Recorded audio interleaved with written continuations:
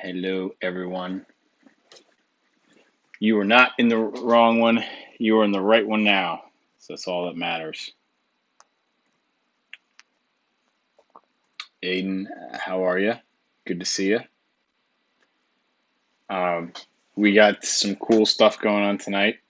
Uh, Hopefully, this won't take too long, but we are going to do some very cool stuff.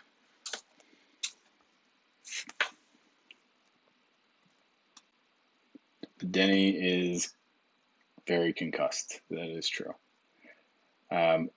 It's hard to work with that much brain power without getting injured. So it's not surprising to be honest. It's not surprising. It's to be expected, and it's what happens when you don't wear a helmet. Honestly, we'll get him one of those leather football helmet thingies, with the pads all on them, so you can just bump around like a bull. Um, so I actually have quite a few peppers here to talk about.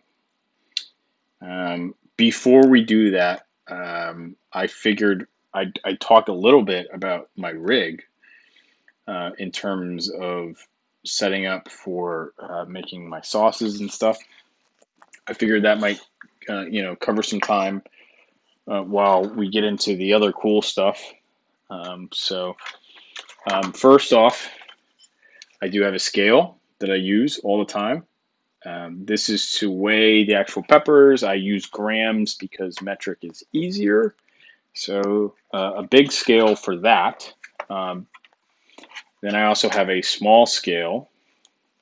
This little guy is only up to 100 grams. So this is what I use to get pretty precise measurements with salt. And I use this little stainless steel little cup. I put it on here. I use the tar function to zero it out, add my salt so I can get pretty precise. So these two scales, highly recommend. Um, Basically a gross scale and a fine scale. So this is for like up to, I don't know what it's rated up to. It's quite a bit. Um, it can do like this is 9 pounds, which is 5,000 grams. So quite a bit on this one, and this one's rated for 100 grams. So micro scale, big scale. The other thing I use is obviously kosher salt for everything.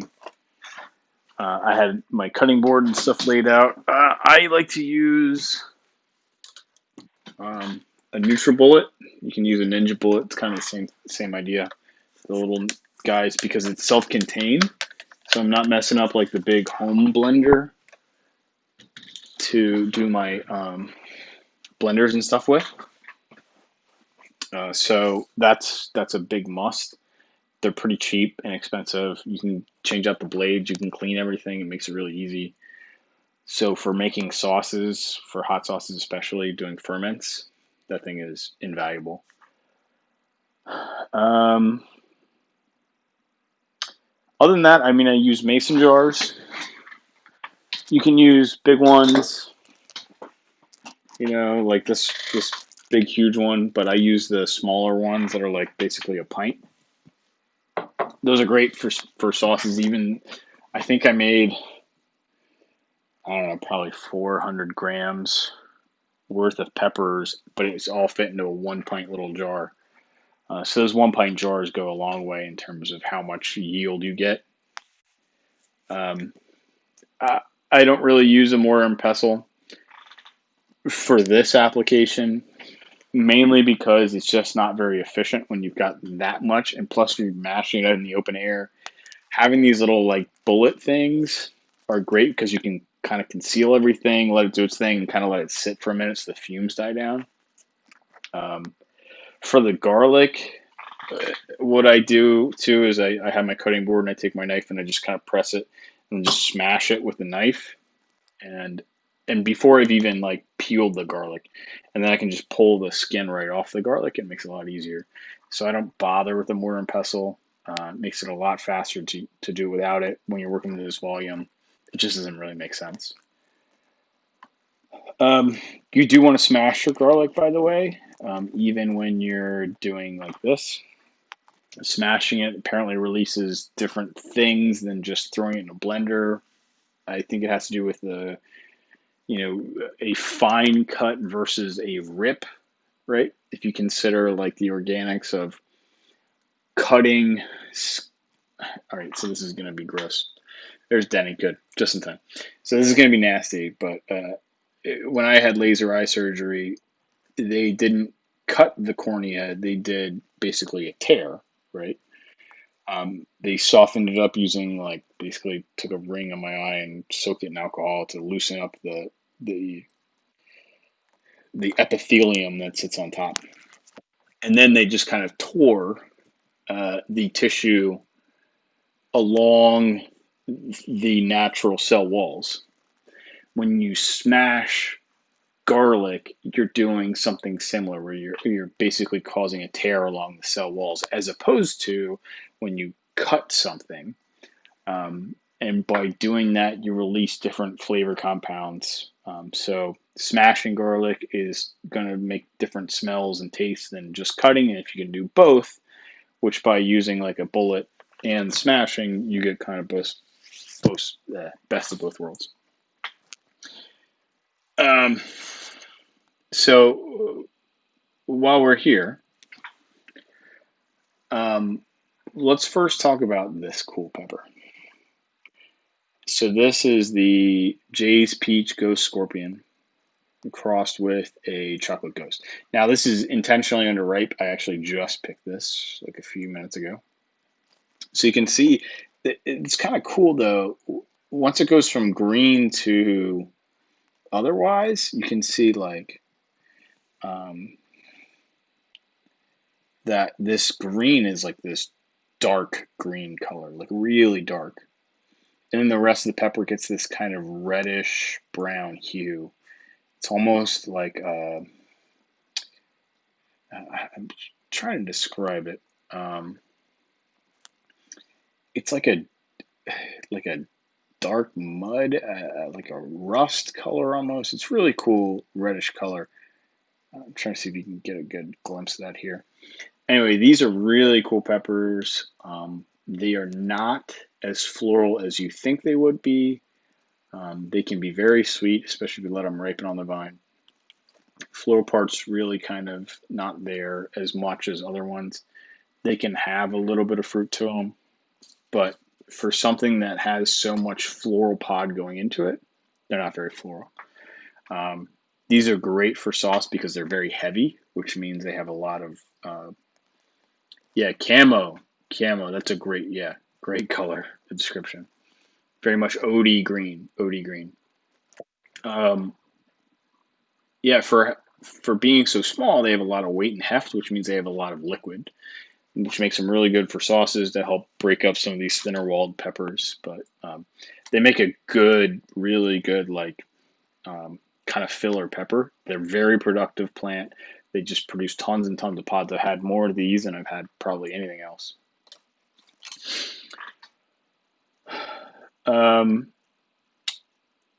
the other one I wanted to talk about before we talk about the Batman peppers is this guy. Anybody on the chat know what this is? Anybody? You might think it's a ghost pepper by the shape. It is very bumpy, but it is a lot bigger than a normal ghost pepper, and the red color is a little brighter if you look at it kind of this way. It's a little brighter. Ghost peppers can kind of be a little more burgundy, but this is very bright red. Very much bigger. It's got all of them have this kind of distinctly straight shape. Um, Buchalokia, Monster Naga. Nope. You got to think hotter. But Aiden, I think, is probably the closest. So it's still ripening, and yeah, it does have kind of this orange like flame kind of look to it. This is the red Butla. If you do a search on YouTube for Butla, you're inevitably going to find like probably 30 videos of the chocolate Butla. This is the red variety.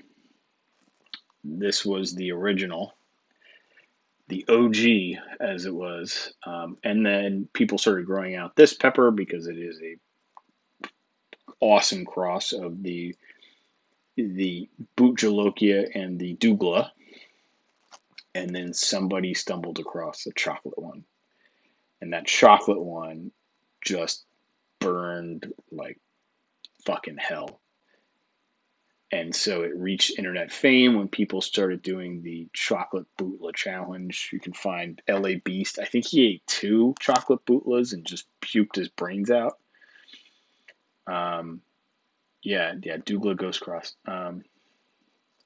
And this is slightly less hot. It still scares me.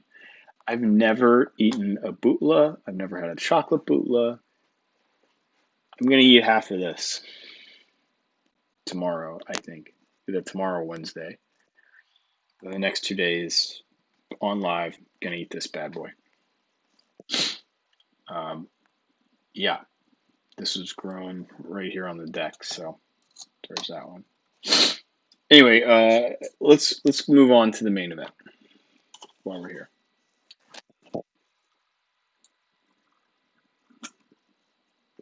This is not the main event. This is a pineapple habanero.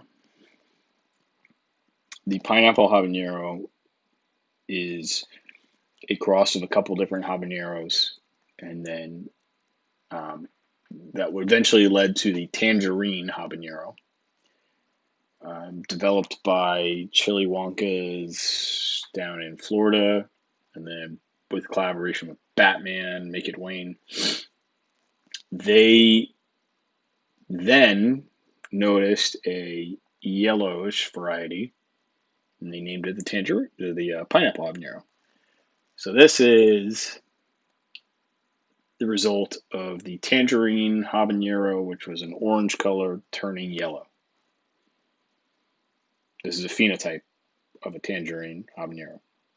Pineapple habanero is what it's called. The reason I bring this up is look at the shape of this. It's smooth. It's some of them kind of curve a little bit, but they ultimately have this kind of shape to them, which is kind of the length of the pepper, either straight or curved. Very smooth, some contours, right?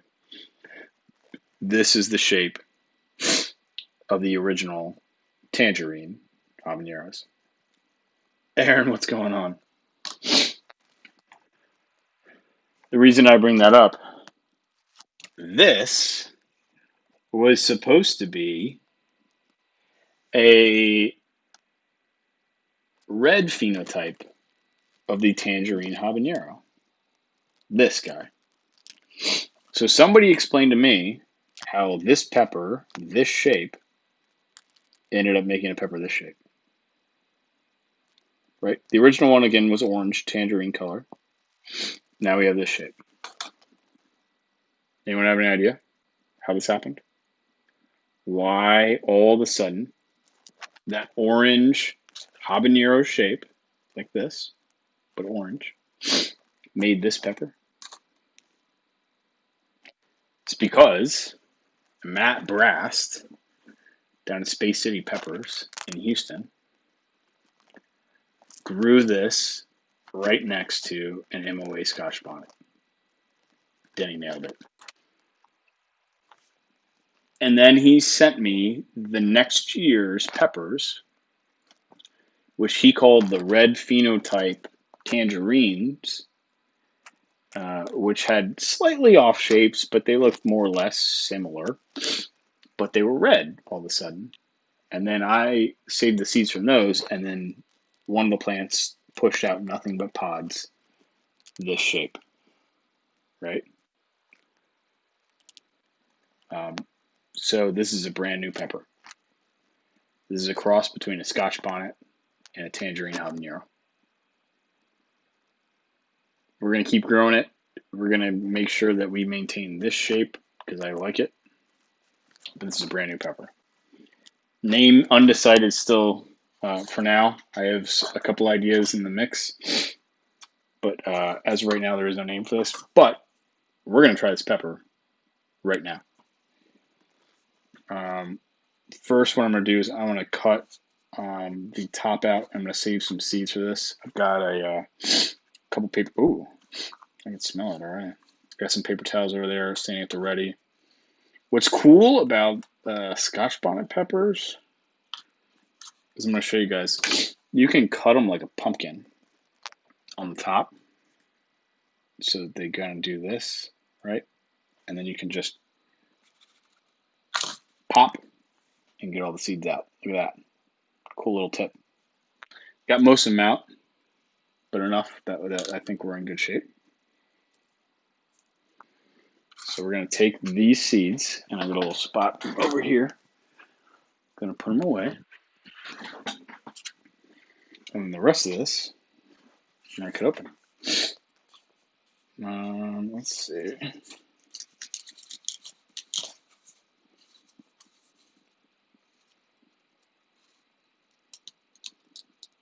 All right. So I'm going to show you both the insides. I cut out a little bit of the placenta on one side. But not too bad. Like I said, by cutting it that way with the top, you can easily just pull out most of the placenta and the seeds, which makes it pretty cool to add to a sauce. You can make a bunch of these really quick. You can just throw a couple of like pieces of the seed in. No big deal. It's not like you're adding a ton of bitterness like you would otherwise. So being able to cut like that saves you a ton of time. So that's one of the cool things about pepper shape like this. So, all right, smell. Well, first of all, I don't know if you people can see, but there is quite a bit of pooling on that. I think some of that pooling is, in fact, oil. Smell. So the smell is interesting. Doesn't quite smell like a habanero. Doesn't quite smell like a Scotch bonnet. It smells a little citrusy, a little floral. But all right, let's see how this goes. Immediate fruit, tons of fruit. Eat pretty quick.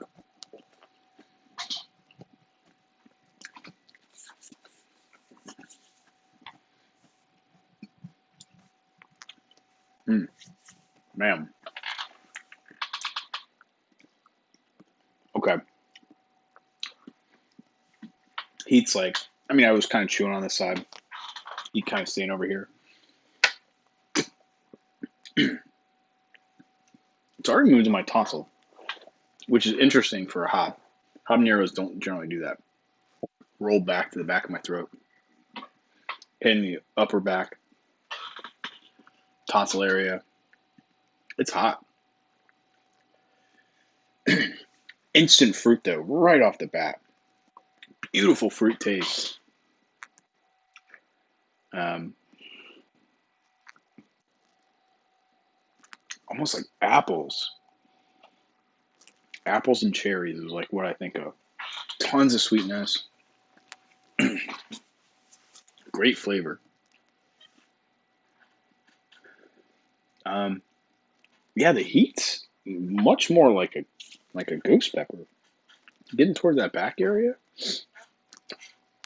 tonsils, like upper throat, ears. I'm feeling the inside of my sinuses. There's a tinge of a lip burn. The lip burn is nothing compared to back there. That's hotter than a Scotch bonnet is, which is interesting. Generally, when you cross two peppers, they either split the difference in terms of heat and characteristics, or they jump ahead. Now, this, I suspect, and as we've talked about with Matt Braston, Batman. I think this is an F2. An F2, which means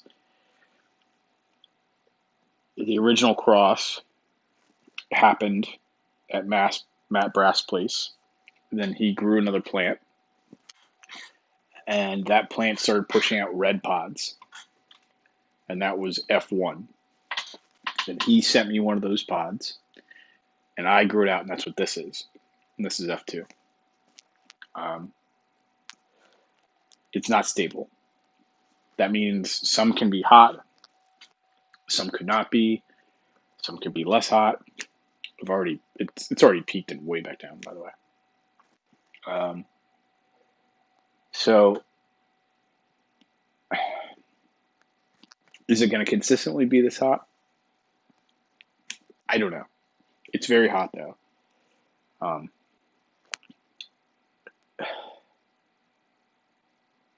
I think right now, honestly, I think it's as hot as a ghost pepper.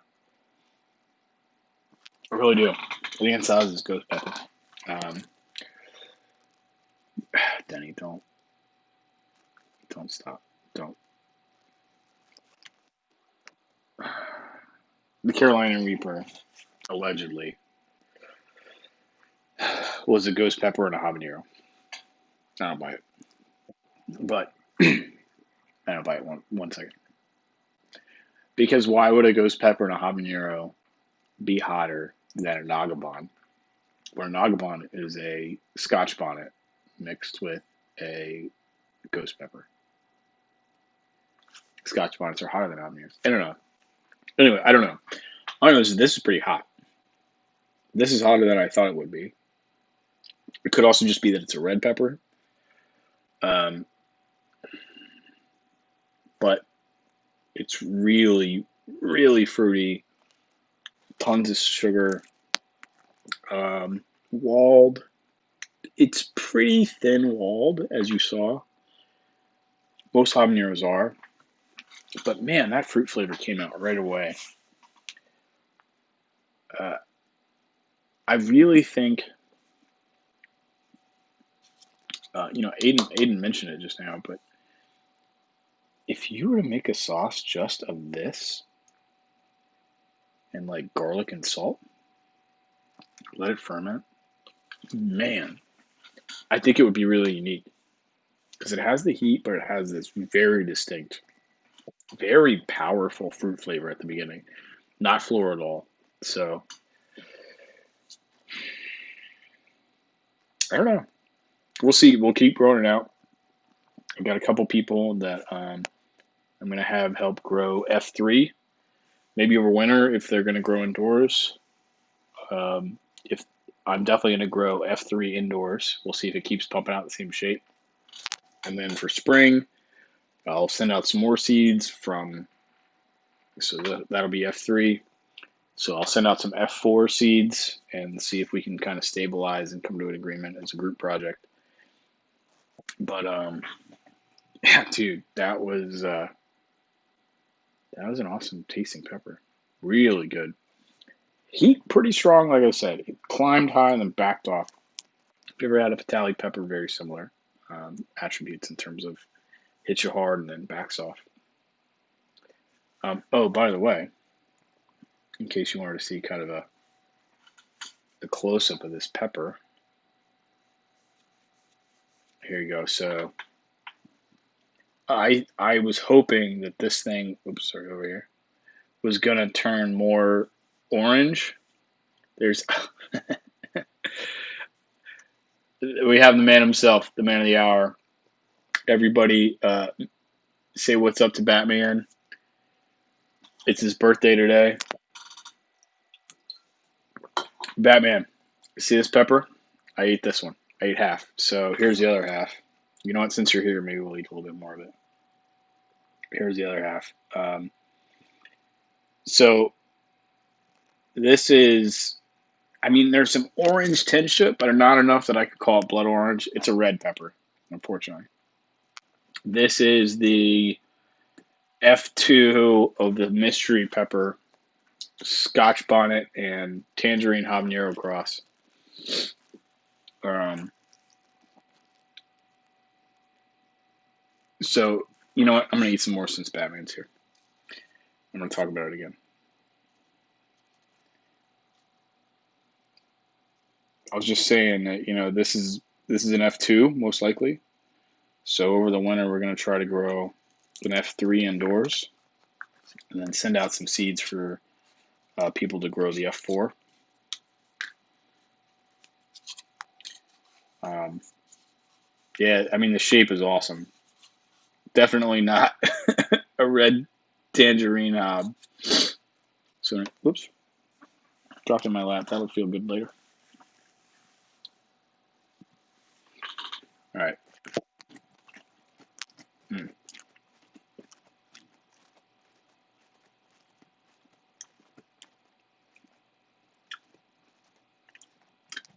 Super sweet. Oh, sorry. I think that it's like a cherry, like a sweet cherry, not tart, but cherry flavored, as if it's like overloaded with like sugar, like grandma makes sweet tea. Um, Maybe raspberry almost. Like it's super fruity. Tons of great flavor. That part wasn't even that hot. Maybe it's just because like I'm kind of numbed up. Uh, Batman earlier was saying like the heat kind of hits you hard, climbs up real quick, and then just backs down. I think the heat level is comparable to a ghost pepper, honestly. Um, and it had like a super hot kind of burn where it was going back to the throat, like in the tonsils and like the higher part of the back of the throat, which was odd for a habanero. Um, which also helps me think that like one, it's definitely a cross. There's no doubt about that. But even the Scotch bonnet cross is kind of has me wondering. But it's a great tasting pepper, so I can't wait to see. Yeah, Denny, in terms of like heat levels, like I said, at this stage with generations and how they work phenotype wise, like you never know. It's so unstable.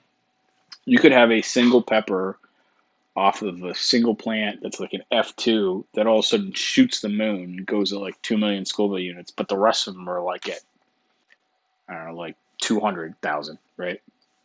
It's just because shit's so unstable. So that's why, like, if you follow the Guinness World Record stuff, like, people always claim that they've got the next hottest pepper and they try to stabilize it, and all of a sudden, like, it just nosedives and stabilizes at like 900,000. It's not even as hot as a ghost. It's because they want an average. And if you look, Guinness actually tells you the average heat level. So when they do that, they look at multiple plants of that same variety and they pick multiple peppers off and then they try to like lab test all of their like capsaicin levels and they say what was the average amongst all of them, and that gives them the baseline for what that pepper is normally. But really you have a ceiling and a floor for any kind of pepper, right? So, you know, the Reaper is the most well known, so I'll use that example. It has a ceiling, I think, of like 2.1 million, but it has a floor of like 900,000. You can find videos of on YouTube of people eating a Carolina Reaper that on some days they'll eat other peppers that they're like dying, but they eat like a Carolina Reaper and they're like, that wasn't that bad.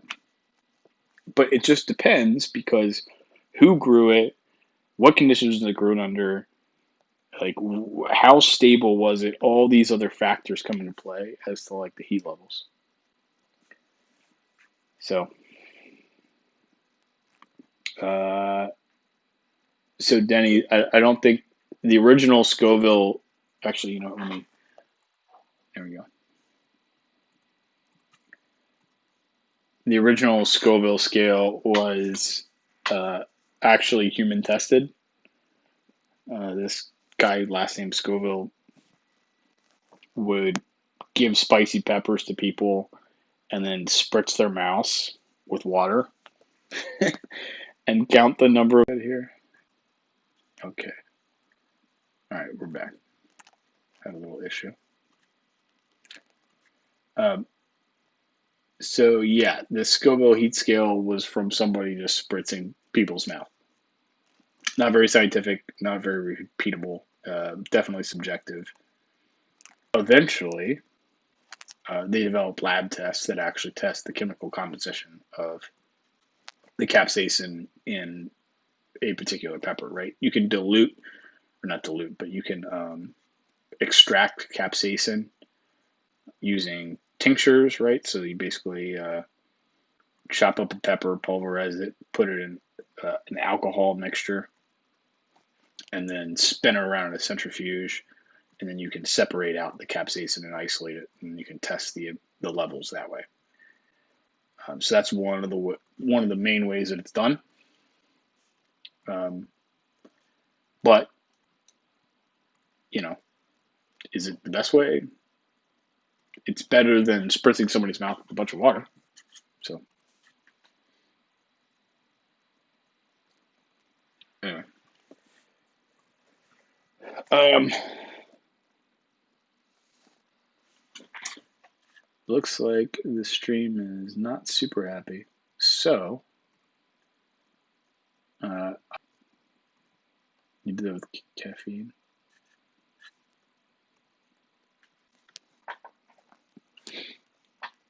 Aiden, did you have to slam that caffeine tincture afterwards?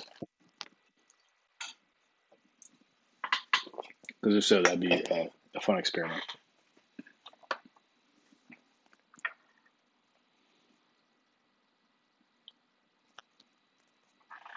Uh,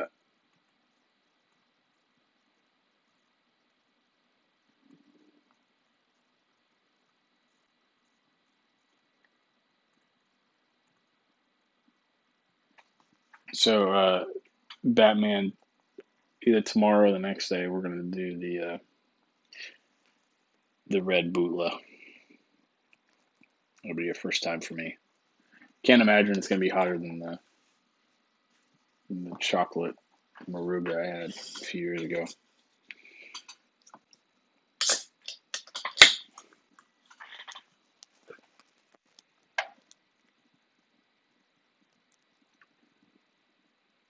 Oh, so it was fatal levels. Okay, yeah.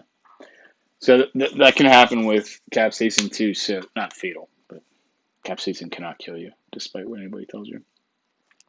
Extracts are made that way, obviously. There's like the Mad Dog for something or whatever. You can get plutonium or something is the name of it. There's a bunch of these like capsaicin extracts. I've had them before. Eh. I mean, I had like a drop, right? It wasn't enough to like, I'm not like pouring it over my pizza, but uh, it's not a ton different than super hots for me. Like it's just the amount, right? At the end of the day, it's not about how hot a certain pepper is or whatever. It's about how much of it you ingest at one time to give your body and mind a chance to like relax.